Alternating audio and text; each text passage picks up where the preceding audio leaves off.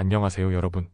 오늘의 흥미로운 영상 내용은 트럼프 행정부, 하버드대 외국인 학생 입학 금지, 그리고 워싱턴 DC에서 총격으로 사망한 이스라엘 대사관 직원들은 젊고 유망하며 사랑에 빠져 있었습니다. 에 관한 것입니다. 우선 좋아요 버튼을 누르고 채널 구독 및 알림 설정도 잊지 마세요. 여러분의 관심과 지지가 저희에게 큰 힘이 됩니다. 첫 영상은 미국 정치와 교육 현장에서 벌어지고 있는 충격적인 소식을 전해드리겠습니다. 이 내용은 미국의 대표적인 경제 매체 월스트리트 저널의 보도를 바탕으로 구성하였습니다. 트럼프 행정부, 하버드대 외국인 학생 등록 금지 조치, 미국에서 가장 오랜 역사를 자랑하는 명문 대학 하버드 대학교가 지금 전례 없는 정치적 압박에 직면했습니다. 트럼프 대통령이 이끄는 행정부가 하버드대 외국인 학생 등록 허가를 전면 철회하기로 한 것인데요. 정부는 이 조치를 캠퍼스 안전 문제와 외국 유학생들에 대한 의혹을 이유로 들고 있습니다. 하버드에는 현재 약 7,000명, 전체 학생의 4분의 1이 넘는 외국인 유학생이 재학 중입니다. 이들은 대부분 전액 수업료를 납부하며 대학 재정의 큰 부분을 차지하고 있습니다. 이러한 학생들의 입국이 제한되면 하버드는 막대한 재정적 손실을 피할 수 없습니다. 행정부는 이 결정과 함께 하버드가 외국 학생들을 등록시키고 높은 수업료를 통해 수십억 달러를 벌어들이는 것은 권리가 아닌 특권이라고 단언했습니다. 발표한 이는 국토안보부 장관 크리스티 노엠입니다. 더불어 정부는 하버드 캠퍼스 내에 반유대주의 정서가 퍼지고 있으며 유대인 학생들을 위한 안전한 환경이 조성되지 않았다고 주장했습니다. 나아가 반미적이고 친테러 성향의 발언을 하는 이들 중 다수가 외국인 학생이라는 의혹도 함께 제기했습니다. 하버드의 반응과 맞서기 하버드 측은 이 같은 조치에 즉각 반발했습니다. 학교 대변인은 이번 조치를 명백히 불법이며 하버드 공동체와 미국 전반에 심각한 해를 끼치는 행위라고 강력히 비판했습니다. 하버드 총장 앨런 가버는 월스트리트 저널과의 인터뷰에서 이번 사안에 대해 직접 목소리를 냈습니다. 그는 왜 우리가 정부와 싸우는가에 대한 입장을 밝히며 트럼프 대통령과 일부 의견은 일치하지만 이번 사안은 대학의 자율성과 학문의 자유를 침해하는 중대한 위협이라고 지적했습니다. 실제로 하버드는 트럼프 행정부가 약 90억 달러 규모의 연방 자금을 회수하려는 시도에 대해 헌법상 권리와 적법 절차 침해라고 규정하며 연방법원에 소송을 제기한 상태입니다. 또한 행정부가 요구한 하버드 내부 구성원의 의견에 대한 감사 조치도 거부한 바 있습니다. 교육계와 국제사회 반응, 미국 고등교육계에서도 이 조치를 심각하게 보고 있습니다. 미국 교육위원회 회장 테드 미첼은 이 정도 수준의 정부 개입은 극히 이례적이며 법적으로 정당성을 입증하기 어려울 것이라고 말했습니다. 그는 유학생들이 단순한 등록금 납부자 그 이상의 의미를 가진다고 덧붙였습니다. 그들은 미국의 가치와 문화를 자국에 소개하며 과학 발전과 경제 성장에 기여합니다. 이들은 미국에 오랫동안 유지해온 소프트 파워의 핵심입니다. 그런데 지난 10년간 미국의 유학생 시장 점유율은 하락세를 보여왔고 캐나다, 영국, 호주 같은 국가들은 대학 수용 능력과 프로그램 품질을 강화해 경쟁력을 키워왔습니다. NAFSA, 즉 국제교육자협회 판타아우 전무이사는 이렇게 말했습니다. 트럼프 행정부가 유학생을 대하는 방식은 비인간적이며 미국 학교에 대한 열정을 꺾고 있습니다. 한 유학생의 목소리, 우린 포커칩이 아닙니다. 스웨덴 출신으로 하버드 행정학과와 경제학을 전공 중인 레오 게르덴 학생은 다음 주 졸업을 앞두고 있습니다. 그는 이번 조치에 대해 이렇게 말했습니다. 우리는 단순한 숫자도 협상용 칩도 아닙니다. 지금 이 싸움에서 우리는 도구로 쓰이고 있습니다.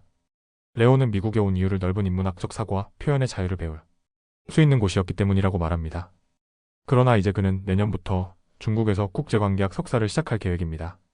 미국에서 유학을 고려하는 후배들에게는 주저하게 될 것이라고 덧붙였습니다. 이번 사건은 단순한 학교의 자율권 문제가 아닙니다. 미국 사회가 추구해왔던 개방성과 다양성, 그리고 고등교육의 본질에 대한 근본적인 질문을 던지는 사건입니다. 과연 외국인 학생의 존재는 위험일까요? 아니면 미국의 미래를 함께 만들어갈 자산일까요? 지금까지 하버드대 외국인 학생 입국 금지 사태에 대해 전해드렸습니다. 여러분의 생각은 어떠신가요? 다음 영상은 미국 워싱턴에서 발생한 비극적인 사건과 그에 얽힌 두 젊은 외교관의 이야기를 전해드리겠습니다. 이번 내용은 월스트리트 저널의 심층 보도를 바탕으로 구성했습니다. 워싱턴 DC에서 발생한 총격 사건, 그리고 두 젊은 외교관의 사랑과 헌신, 지난주 워싱턴 캐피털 유대 박물관 앞 늦은 저녁 행사를 마치고 건물을 나서던 두 사람에게 총성이 울렸습니다. 그 자리에서 숨진 두 사람은 이스라엘 대사관에서 근무하던 30세의 야론 리신스키 그리고 26세의 사라 밀그림이었습니다. 총을 쏜 용의자는 31세의 엘리아스 로드리게스? 그는 체포 당시 자유롭다, 팔레스타인을 외치며 범행 동기를 드러냈습니다. 그들은 고위 외교관이 아니었습니다. 그러나 그들의 존재는 훨씬 더 깊고 넓은 의미를 담고 있었습니다. 평화를 위해, 서로를 위해, 세상을 위해 살아가던 두 젊은이는 한순간에 희생자가 되었고 전 세계는 충격에 빠졌습니다. 사랑과 약속의 마지막 여정. 사건 전날 리신스키는 항공사에 전화를 걸어 예루살렘행 항공편을 재예약하려 애쓰고 있었습니다. 여자친구인 밀그림을 부모님께 처음 인사시키기 위해서였죠. 그리고 그 여정에서 그녀에게 청혼할 계획이었습니다.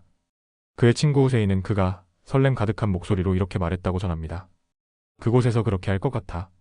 그의 청혼 반지는 사건 며칠 전 이미 구입된 상태였습니다. 하지만 그 약속은 이제 이루어질 수 없습니다. 두 사람의 인연과 직장에서의 유대. 두 사람은 2023년 가을 이스라엘 대사관 상황실에서 처음 만났습니다.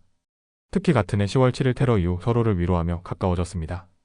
당시 테러로 1200명이 사망했고 이후 긴박한 대사관 환경 속에서 두 사람은 점점 의지하게 됩니다. 한동안 조심스럽게 관계를 숨겼지만 동료들은 그들의 애정 어린 눈빛과 점심시간의 산책, 퇴근길의 동행을 통해 알 수 있었다고 합니다. 리신스키는 밀그림의 사무실로 자주 내려가 일에 대해 상의했고 그가 그녀를 이야기할 때 눈빛에 담긴 감정은 숨길 수 없었다고 합니다. 배경이 다른 두 사람, 그러나 같은 꿈. 리신스키는 예루살렘에서 태어나 독일에서 자랐고 이후 다시 이스라엘로 돌아와 군 복무를 마친 뒤 국제관계와 행정학을 전공했습니다. 그는 이스라엘과 아시아 국가 사이의 가교가 되고 싶다는 꿈을 품고 외교관의 길을 걸었습니다. 그는 유대인 아버지와 기독교인 어머니 사이에서 태어났지만 유대교 문화와 이스라엘에 대한 강한 애정을 품고 있었습니다. 2022년 워싱턴으로 건너온 그는 누구보다 일찍 출근했고 하마스가 벌인 공격의 끔찍한 영상을 분석하며 자발적으로 임무를 수행하는 인물이었습니다. 반면 밀그림은 캔자스주 프레리 빌리지 출신입니다. 그녀는 지역 유대교 공동체에서 자라며 사회정의 문제에 관심을 갖기 시작했습니다. 하지만 그녀의 어린 시절은 순탄치만은 않았습니다. 백인 우월주의자에 의한 총격 사건과 고등학교, 벽에 남겨진 나치 문양 등 반유대주의의 위협은 그녀에게도 큰 상처로 남아 있었습니다. 그녀는 캔자스 대학교를 졸업한 후 워싱턴으로 이주하여 아메리칸 대학교에서 국제관계학 석사과정을 마쳤고 미국 평화연구소에서 평화구축 자격증을 취득했습니다. 2023년 10월 7일의 테러 이후 그녀는 이스라엘 대사관에서의 일자리에 지원했고 그 이후 평화를 위한 활동에 더욱 헌신하게 되었습니다. 젊은 외교관들이 꿈꿨던 세계, 총격 사건이 일어난 날 저녁 두 사람은 한 행사에 참석하고 있었습니다. 그 행사는 이스라엘과 팔레스타인 그리고 지역 협력과 인도주의적 위기를 논의하기 위한 자리였습니다. 행사는 비공개로 진행됐고 장소 역시 하루 전날에야 참석자들에게 전달될 정도로 보안이 철저했습니다. 하지만 그런 노력조차 이들의 생명을 지켜주지 못했습니다. 리신스키의 상관인 노아 기노사르는 사건 며칠 전 그와 함께 점심을 먹으며 다양한 배경을 가진 사람들과 어울리던 모습을 떠올리며 이렇게 말했습니다. 야론이 만들고자 했던 세상은 바로 그런 세상이었어요. 야론 리신스키와 사라 밀그림, 이 두 젊은 외교관의 죽음은 단순한 비극이 아닙니다. 그들은 서로를 사랑했고 세상과 대화를 이어가려 했습니다. 그들의 삶과 죽음은 우리에게 묻고 있습니다. 과연 우리는 그들이 꿈꿨던 세계를 만들어가고 있는가? 그리고 평화와 공존의 가치가 이토록 쉽게 무너져도 되는가? 이 영상이 두 사람의 이름을 기억하고 우리가 앞으로 나아가야 할 방향을 되새기는 계기가 되기를 바랍니다. 오늘은 여기까지입니다. 다음 영상에서 더 유익하고 흥미로운 내용으로 찾아뵙겠습니다. 이 영상은 투자 의견이 아닙니다. 매우 감사합니다.